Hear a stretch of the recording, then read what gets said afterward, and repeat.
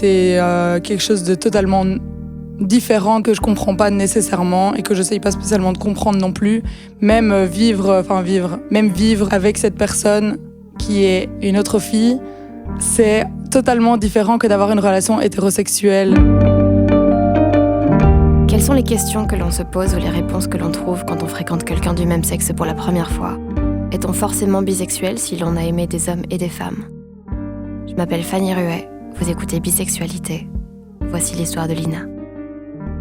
Moi, c'est Lina, j'ai 24 ans, je suis étudiante, je suis passionnée de photos et de radio et de choses comme ça. Et puis, par rapport à la question LGBT, ça fait déjà longtemps que j'y suis sensibilisée, car mon frère est gay. Donc, du coup, c'est des causes pour lesquelles j'ai toujours trouvé une bonne raison de me battre. Et donc, je dirais pas que je suis activiste, mais j'essaie de prendre part à certaines manifestations ou bien être bénévole à la Rainbow House, par exemple. Donc, il y a différentes petites choses comme ça que j'aime bien faire. Et évidemment, rentrer dans des grands débats avec des gens fermés d'esprit, c'est encore mieux. Mais bon, voilà.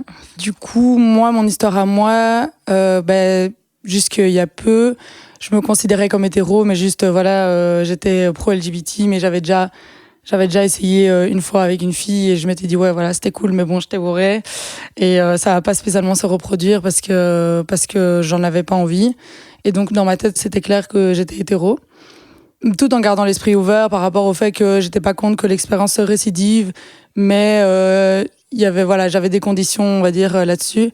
Et du coup, j'éprouve pas spécialement d'attirance pour les femmes, en fait, de base. Et puis, un jour, je suis tombée sur une fille qui, au départ, je pensais qu'elle allait devenir une bonne copine. Et au final, il y a des sentiments qui ont commencé à se développer. Ce qui m'a plu chez elle, c'est même pas c'est pas son physique. Bon, elle est jolie, hein, mais voilà. Mais je crois que c'est quelqu'un de très discret, qui parle pas beaucoup, mais elle a une présence super forte. Et du coup, juste sa présence, le fait qu'elle soit là, comme ça, c'était suffisant, quoi. Alors que c'est quelqu'un qui parle pas beaucoup, qui observe beaucoup et qui regarde les gens vraiment avec une intensité, comme ça. Et en fait, du coup, c'est ça qui m'a plu. Et après, bon, évidemment, on s'entend bien et on a beaucoup de choses à partager. Et du coup, c'est ça qui est incroyable. Mais ouais, du coup, c'est sa présence. Je dirais même pas que c'est du charisme, vu qu'elle est très mystérieuse, mais elle a une présence assez forte, etc. Et donc, j'ai commencé à vraiment avoir un crush sur elle, quoi. Et donc, je me suis dit, en fait, finalement, je suis peut-être pas si hétéro que ça. Et du coup, c'est quelque chose de hyper nouveau.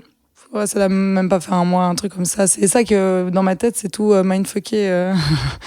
C'est pas très clair, quoi. C'est quelque chose de totalement différent que je comprends pas nécessairement et que j'essaye pas spécialement de comprendre non plus. Même vivre, je vis pas avec elle, mais même vivre avec cette personne qui est une autre fille, c'est totalement différent que d'avoir une relation hétérosexuelle. Donc il y a tout des comportements à réadapter qui sont super particulier comme ça. Je sais pas comment expliquer, mais il y a des trucs comme ça que les filles vont réagir de cette manière-là et on se dit ah ouais c'est vrai en fait c'est une meuf, c'est pas un mec. C'est assez bizarre. Quand j'ai commencé à avoir des sentiments pour elle, je crois que je me suis pas réellement posé de questions. Tout m'a semblé naturel en fait. J'ai pas commencé à me poser des questions sur son genre, sur son sexe, parce que du coup le genre n'est pas spécialement lié au sexe. Mais du coup, je me suis pas du tout posé de questions par rapport à l'orientation que j'aurais pu prendre par rapport à ça, ni la personne qui était en face de moi. C'est une personne que j'apprécie et je pense que je suis amoureuse d'elle. Et donc du coup, c'est cette personne dont je suis amoureuse, c'est sa personnalité. Et ça jamais, je me suis pas vraiment je me suis pas dit ah non c'est contre nature ou bien ah non ça c'est un truc qui est pas censé se passer comme ça. C'était si naturel que au final il y a pas eu de pensée chelou ou quoi, même si c'était assez étrange et que j'essayais d'appréhender aussi ce sentiment-là que j'avais pas l'habitude de ressentir, enfin envers une femme, parce que du coup c'est obligé d'y penser un tout petit peu, mais voilà. Mais en fait tout s'est fait tellement naturellement entre nous deux que j'ai pas commencé à avoir des pensées en mode ah c'est sur moi que ça tombe maintenant, comme c'est tombé sur mon frère et tous mes potes gays. Enfin, Parce que même si je suis pour leurs droits, etc., il y a d'office des interrogations qu'on peut avoir en tant qu'hétéro face à nos amis gays, même si c'est... il y a des trucs sur la communauté queer qu'on se pose d'office des questions, mais qui est des questions qui sont parfois un peu tabous. Heureusement, j'ai des amis très proches avec qui on en parle régulièrement. Mais du coup, moi, en tant qu'hétéro, dans cette communauté-là, je me sentais quand même pas... à 100% légitime, alors que même mes amis trans et gays me disaient « Mais non, toi aussi, t'es une queer, hein, t'inquiète. » Donc, je disais « Ah ouais. » Et je disais « Ouais. » Je disais « Oui, mais dans ma tête, je disais « Ah mais non, je suis pas queer. » J'ai pas non plus envie de me catégoriser moi-même, mais je me suis retrouvée donc, face à ce que cette communauté-là peut... toutes les interrogations qu'un hétéro peut se poser, ben là, ça a disparu parce que je me suis retrouvée dans cette catégorie-là aussi. Il y a un terme que je trouve assez chouette, c'est la pansexualité. Si on doit mettre un nom dessus, ce sera ça. Mais en l'occurrence, voilà, là, c'est sa personne qui m'a plu. Je sais pas si un jour je vais éventuellement être attirée par une femme. Et là, par exemple, actuellement, je suis carrément asexuée vis-à-vis des hommes, quoi. Allez, j'arrive à trouver un homme beau quand je le vois dans la rue, comme j'arrive à trouver une femme belle. Mais là, actuellement, j'ai aucune envie sexuelle envers des hommes, quoi. Alors que je suis hétéro à la base, donc c'est assez particulier. Parce que du coup, je me retrouve vraiment avec cette personne-là qui est vraiment trop incroyable, et voilà. Et donc, du coup, c'est... Je crois pas être bisexuelle. Après, oui, on peut dire que je suis bisexuelle, mais je suis pas attirée sexuellement par les autres femmes à part elle. C'est tout naturel, donc c'est limite, j'ai envie de le crier sur tous les toits, alors que je sais pas si c'est une bonne idée actuellement. Je veux dire, dans la rue, voilà, je sais qu'il y a encore des soucis à Bruxelles avec les agressions, etc. Et après, c'est pas un truc qui va me gêner. Moi, je veux dire, lui tenir la main, etc. C'est vraiment un truc qui me gêne pas, mais j'ai pas, c'est plutôt ça, en fait, c'est plus les autres qui vont me faire flipper que moi, mais c'est pas non plus le regard des autres parce que ça, je m'en suis toujours foutue.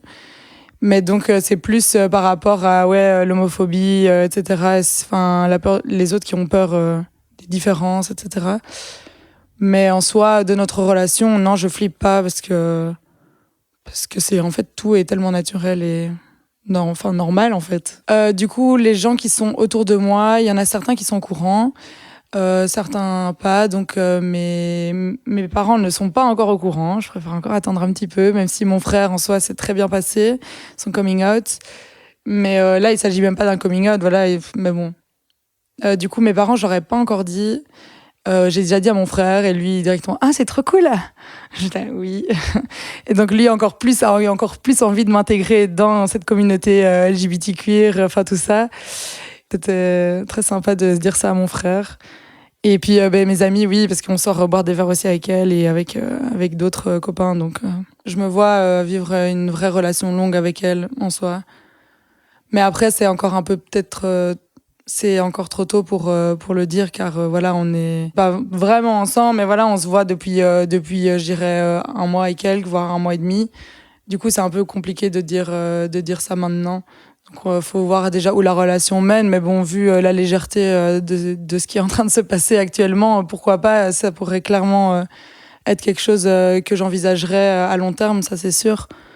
Donc c'est ça que je dis, que c'est incroyable de me retrouver hétéro à maintenant, en l'espace de 2 mois, envisager une relation long terme avec une femme, c'est très très particulier, mais après c'est tellement agréable au final que bon, pourquoi pas. Les gens qui sont pas aussi proches de moi que mes amis pourraient effectivement me catégoriser, je crois, car ça a été le cas avec aussi une copine il y a quelques années qui, à un moment, a eu un peu le même genre de choses que moi. Donc elle a flashé sur une fille, elles ont eu 2 ans, je crois, de relation. Et dès que, elle voulait garder ça secret. Et dès qu'elle en parlait avec quelqu'un, directement, en fait, les gens la catégorisaient de « Ah, mais t'es devenue une lesbienne, en fait, toi !» Et elle était là. Mais je suis pas lesbienne, en fait, vu que je suis pas attirée par les autres femmes, à part elle, c'est tout. Et donc, du coup, moi, j'ai pas peur qu'on dise ça parce que c'est pas grave. Au pire, je suis lesbienne et quoi. Enfin, voilà, ça va rien changer à leur vie, ça va rien changer à la mienne que eux pensent ça. vu que je m'en fous de ce qu'ils pensent. Mais je crois que ce serait possible que certaines personnes directement catégorisent le fait que je sorte avec une fille comme je suis devenue lesbienne. Ah, c'est nouveau ça. Et alors que, voilà, ils pensent ça. Et ma vie ne va pas en être changée vu que moi, je vis très bien la relation que j'ai. Donc, je crois qu'il y a longtemps, l'image que j'avais de la bisexualité, c'était que ces gens ont double de personnes à apprécier. Donc ça veut dire c'est « Oh mon Dieu, mais en fait, ils kiffent absolument tout le monde qui sont autour d'eux ». Et puis, il faut toujours qu'il y ait un petit malin dans la salle derrière en mode « Mais non, tu sais très bien, toi-même, tu n'es pas attiré par tous les hommes ». Et du coup, alors tu fais « Ah oui, c'est vrai ». Et donc tu te rends compte que en fait, au final, sur 10 filles qu'elles vont croiser, il y en aura peut-être que même pas une qui va lui plaire. Et après, tu remets un peu en question tout ça. Après, j'ai toujours trouvé ça quand même assez cool de me dire, allez, tu sors en soirée, t'as envie de choper. T'as plus de chances quand même de tomber sur un garçon qui te plaît et une fille qui te plaît. Bah c'est cool, alors joue double, j'en sais rien, mais moi je trouve que c'est un côté très sympa, tu vois. Bisexualité est un podcast produit par l'RTBF, réalisé par Fanny Ruet, coordonné par Lucie Réjoasi. Le montage est de Maxime Moitieu, la musique est signée Sarah Baume, arrangée par Maxime Moitieu, et les illustrations sont de Marine Schneider. Tous les épisodes de Bisexualité sont disponibles sur Ovio et les applications de podcast.